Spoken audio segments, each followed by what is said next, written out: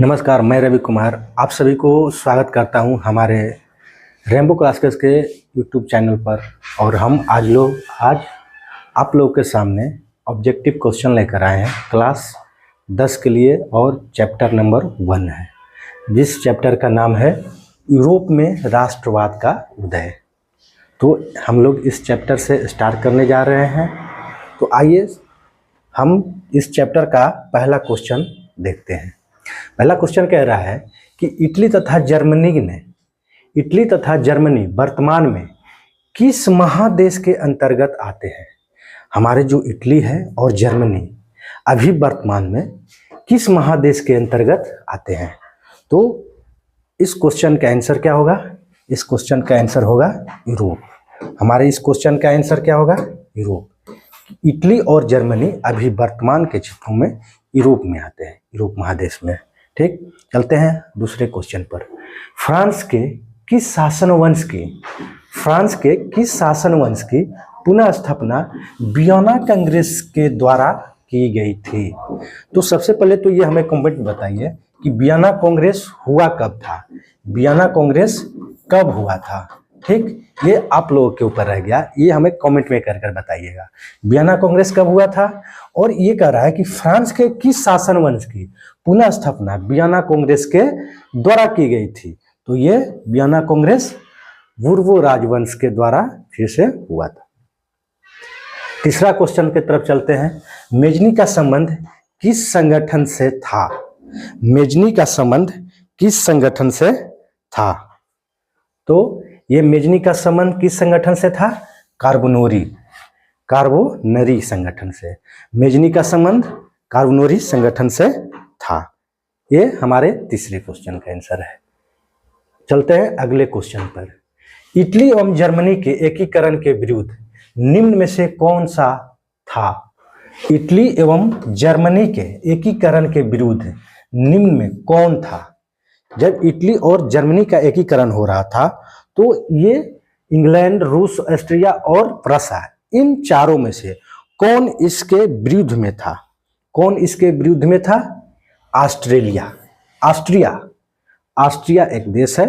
वो जब इटली और जर्मनी का एकीकरण हो रहा था तो इसके विरुद्ध में था, यानी कि वो नहीं चाह रहा था कि इटली और जर्मनी का एकीकरण हो।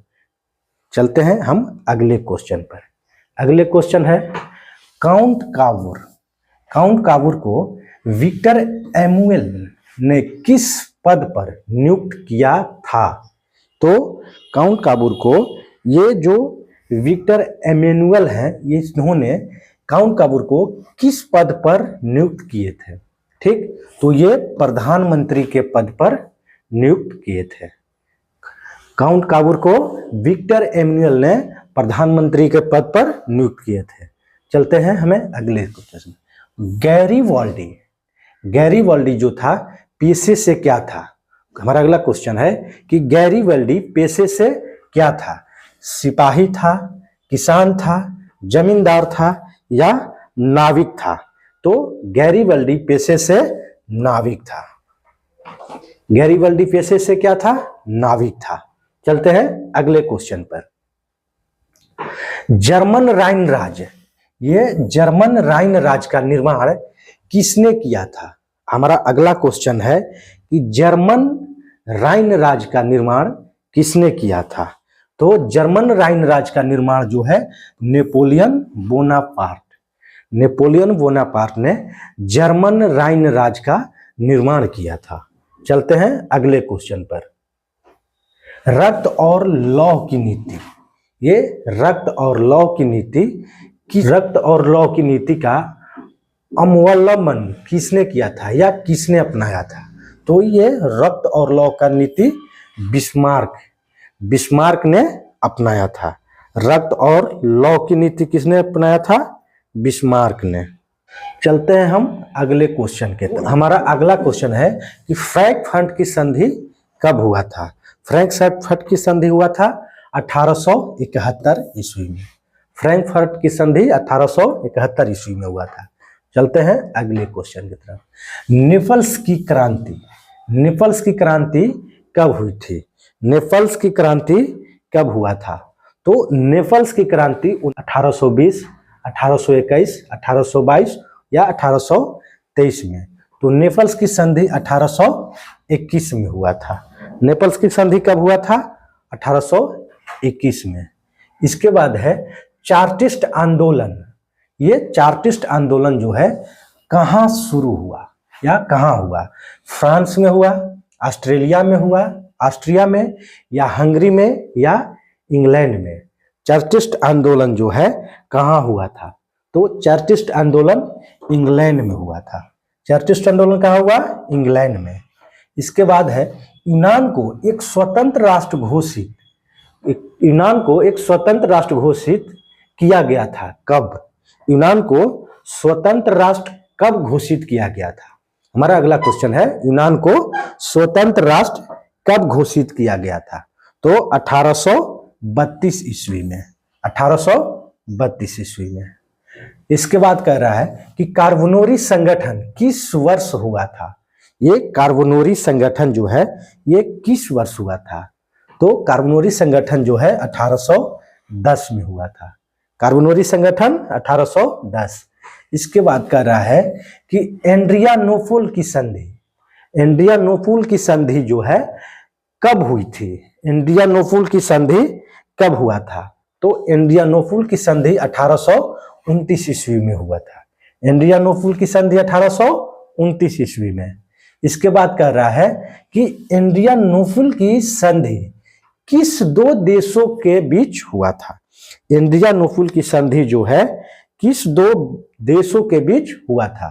तुर्की एवं रूस के बीच। किसके किसके बीच हुआ था? तुर्की और रूस के बीच। ठीक।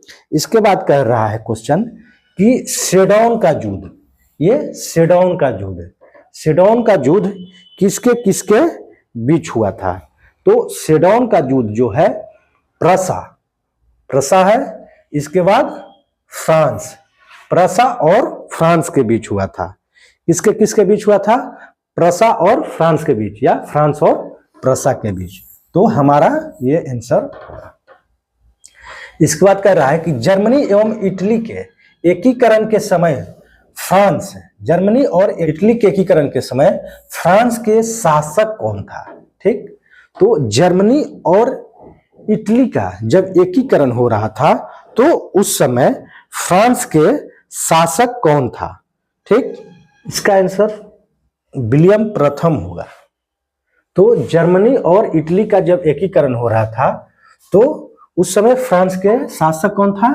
विलियम प्रथम। अगला क्वेश्चन करते हैं कि पोलैंड के विद्रोह को किसने कुचल दिया था? पोलैंड के विद्रोह को किसने कुचल दिया था? तो रूस ने। रूस ने जो है पोलैंड के विद्रोह को कुचल दिया था। अगले क्वेश्चन की तरफ चलते हैं। सन 1870 में, सन 1870 में फ्रांस और प्रसा के बीच, फ्रांस और प्रसा के बीच युद्ध जो हुआ था ये कहाँ हुआ था? फ्रांस और प्रसा के बीच ये युद्ध कहाँ हुआ था? तो ये युद्ध हुआ था सेडौन में। कहाँ पर हुआ था? सेडौन में। इसके बाद है यूरोप वासियों के लिए किस देश का साहित्य एवं ज्ञान विज्ञान जो है प्रेरणा स्रोत रहा है? यूरोप वासियों को किस देश का साहित्य एवं ज्ञान विज्ञान ये जो है प्रेरणा स्वरूप रहा है? इसका क्वेश्चन होगा यूनान। इसका क्वेश्चन का आंसर क्या होगा? यूनान। क्योंकि यूरोप वासियों ने ही यूनान से, वहां से बहुत सारे ऐसे साहित्यों एवं ज्ञान विज्ञान के स्रोतों को लाया था। जब पुनर्जागरण का समय आया था 15वीं शताब्दी में, तो यूरोप वासियों ने यूनान के लोगों से बहुत सारे ऐसे चीजों को मतलब ये सीखे थे जिससे ये क्या होखे कि दूसरे देशों की खोज करने के लिए इन लोगों ने उनसे कंपास के द्वारा, मतलब कंपास की किस तरह से उपयोग किया जाए, ये यूरोप वासियों ने यूनान के लोगों से ही सीखा था। और अगले क्वेश्चन की तरफ चलते हैं। युवा इटली संस्था का विकास युवा स्त्री संस्था का विकास किया था। किसने किया था? तो मेजनी ने किया था। युवा इटली का संस्था जो था उसका विकास किसने किया था? मेजनी ने किया था। इसके बाद है बिस्मार्क, निम्न में से क्या था? बिस्मार्क जो था ये निम्न में से क्या था? यानी कि कवि था, नाटककार था, या संगीतज्ञ था, या कूटनीतिज्ञ था। तो बिस्मार्क क्या था? कूटनीतिज्ञ था। इसके बाद सर्डिनिया और पिडमाउंट, ये जो दो देश है उनके शासक कौन था? सर्डिनिया और पिडमाउंट के शासक कौन था? तो इसका था विक्टर एमेनुएल। कौन था? Victor Emmanuel.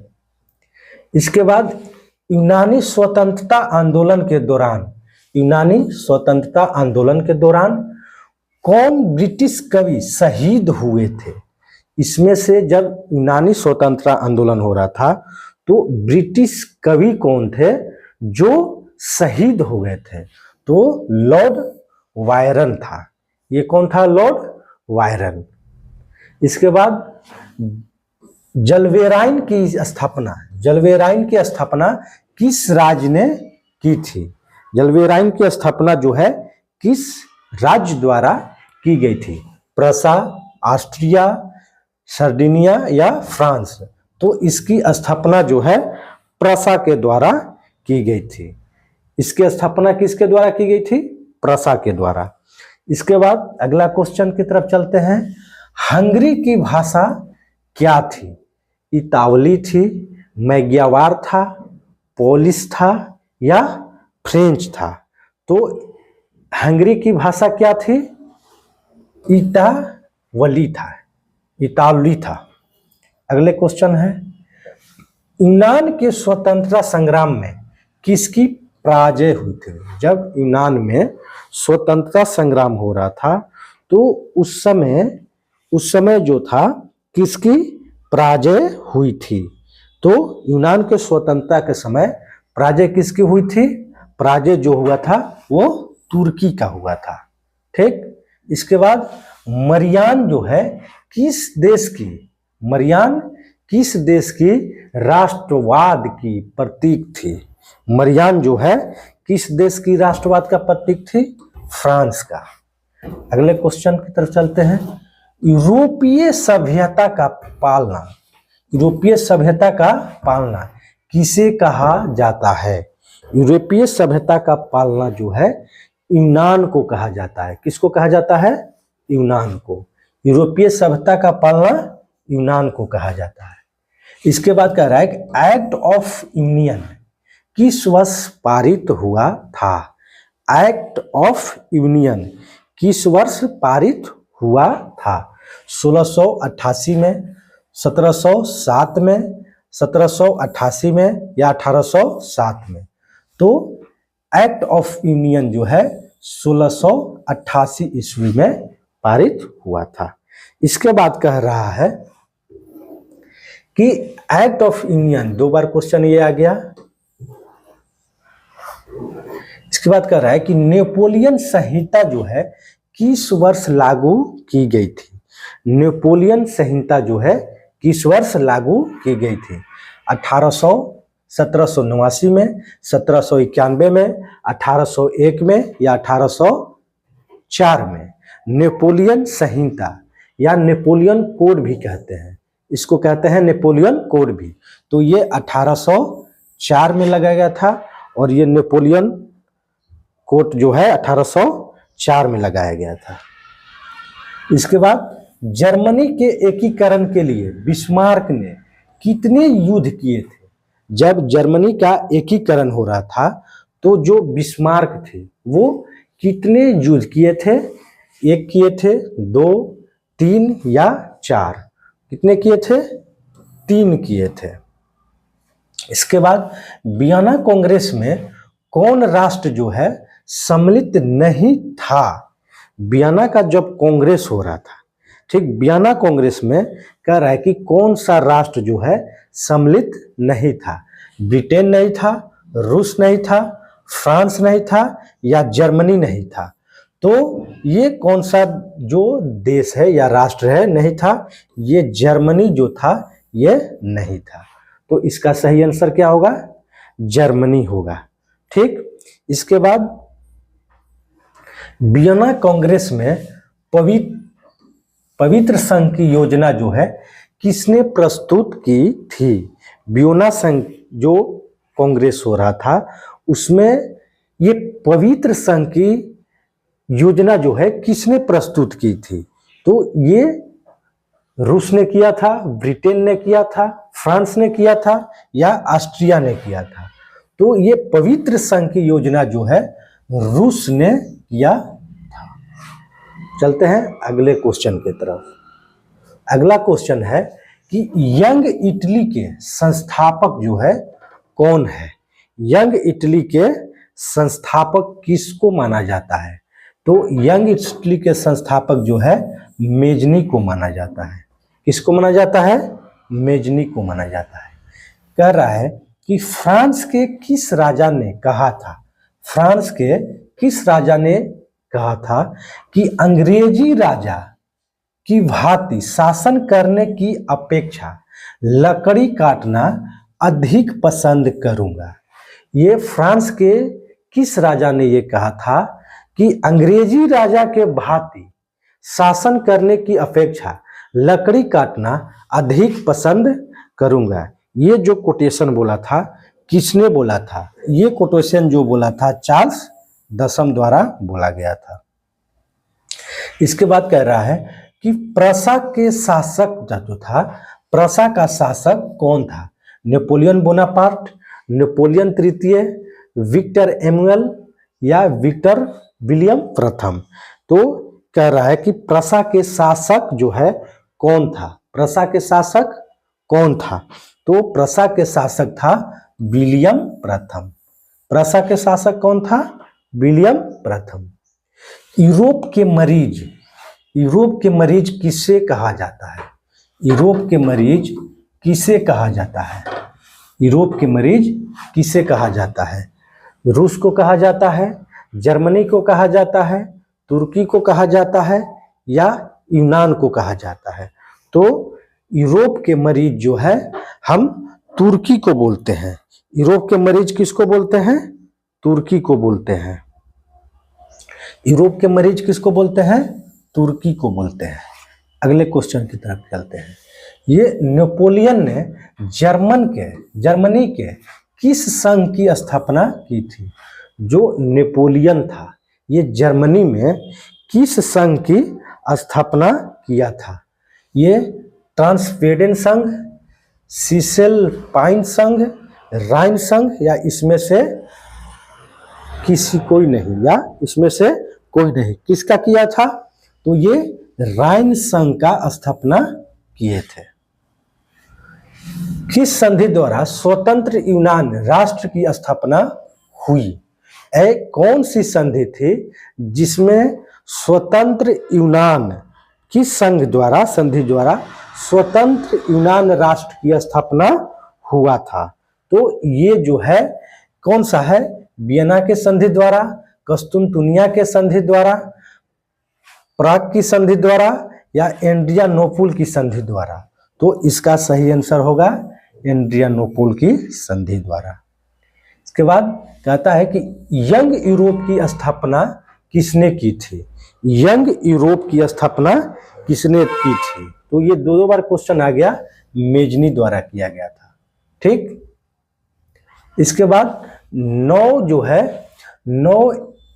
गुएल्फ आंदोलन। ये नौ गुएल्फ आंदोलन जो है कहाँ हुआ था। इटली में हुआ, जर्मनी में हुआ, फ्रांस में हुआ या ब्रिटेन में हुआ। तो ये जो है कहाँ हुआ, इटली में हुआ। ये कहाँ हुआ, इटली में हुआ। और ये 19वीं शताब्दी के लगभग में ये हुआ था। ये 19वीं शताब्दी के लगभग में हुआ था। इसके बाद कह रहा है कि मेटरनिक जो था ये कौन था। ऑस्ट्रिया का चांसलर था, प्रासा के चांसलर था या फ्रांस के सम्राट था या रूस का जार था। ये रूस का जार। या रूस के जार था। तो मेटरनिक जो था ये कौन था? मेटरनिक ये ऑस्ट्रिया का चांसलर था। मेटरनिक कौन था? ऑस्ट्रिया के चांसलर था। कार्बोनरी की स्थापना किस वर्ष की गई थी या किस वर्ष हुई थी? तो कार्बोनरी की स्थापना जो है 1810 में हुआ था, 1815 में हुआ था, या 1830 में, या 1848 में। तो कार्बोनरी की स्थापना जो है 1810 में हुआ था। चलते हैं अगले क्वेश्चन की तरफ। 1830 के क्रांति के बाद फ्रांस में किस प्रकार का शासन स्थापित हुआ था? जब 1830 की क्रांति हुई थी तो उस समय फ्रांस में कह रहा है कि फ्रांस में क्रांति के बाद फ्रांस में किस प्रकार का शासन जो है स्थापित हुआ था? निरंकुश राजवंश आया था, या संघीय शासन व्यवस्था था, या गणराज्य आया था, या संवैधानिक राजतंत्र आया था? कौन हुआ था? तो इस क्वेश्चन का आंसर होगा संवैधानिक राजतंत्र का स्थापना हुआ था। कह रहा है कि लाल कुर्ती नामक संस्था का गठन जो है किसने किया था? तो लाल कुर्ती जो संस्था थी उसकी गठन जो है कौन किया था? तो लाल कुर्ती संगठन की गठन ये जो है गैरी वाल्डी ने किया था। अगला क्वेश्चन कह रहा है कि राष्ट्रवाद की अवधारणा का जन्म किस घटना से माना जाता है? जो राष्ट्रवाद की अवधारणा ये जो है किस अवधारणा से मानी जाती है? तो इसका सही आंसर क्या होगा? इसका सही आंसर होगा पुनर्जागरण की। इसके बाद अगला क्वेश्चन है रक्त और लौह की नीति किसने अपनाई थी? ये तो 2 बार आ गया, ये बिस्मार्क द्वारा लाया गया था। इसके बाद अगला क्वेश्चन है कि किस युद्ध के बाद जर्मनी का एकीकरण पूरा हुआ था? क्रीमिया का युद्ध, सेडावा का युद्ध, प्रसा डेनमार्क का युद्ध, या सेडौन का युद्ध? तो किस युद्ध द्वारा ये जो जर्मनी का एकीकरण जो हुआ था, कौन सा युद्ध हुआ था? तो ये हुआ था सेडौन का युद्ध। चलते हैं अगले क्वेश्चन की तरफ। किस संधि द्वारा जर्मनी का एकीकरण हुआ था? ये जर्मनी का जो है एकीकरण कौन से युद्ध द्वारा या किस संधि द्वारा जर्मनी का एकीकरण हुआ था? तो जर्मनी का एकीकरण जो हुआ था वो कौन से संधि था? डेनमार्क की संधि, गेस्टिन की संधि, या प्राग की संधि, या फ्रैंकफर्ट की संधि? तो ये जर्मनी का एकीकरण जो हुआ था वो फ्रैंकफर्ट की संधि द्वारा हुआ था। और इसके बाद तो आज हम लोग ये क्लास 10 के हिस्ट्री के पहले चैप्टर का ऑब्जेक्टिव लेकर आए हैं, और अगले क्लास में हम ठीक हिस्ट्री का ही दूसरे चैप्टर का ऑब्जेक्टिव क्वेश्चन लेकर आएंगे आपके लिए। धन्यवाद।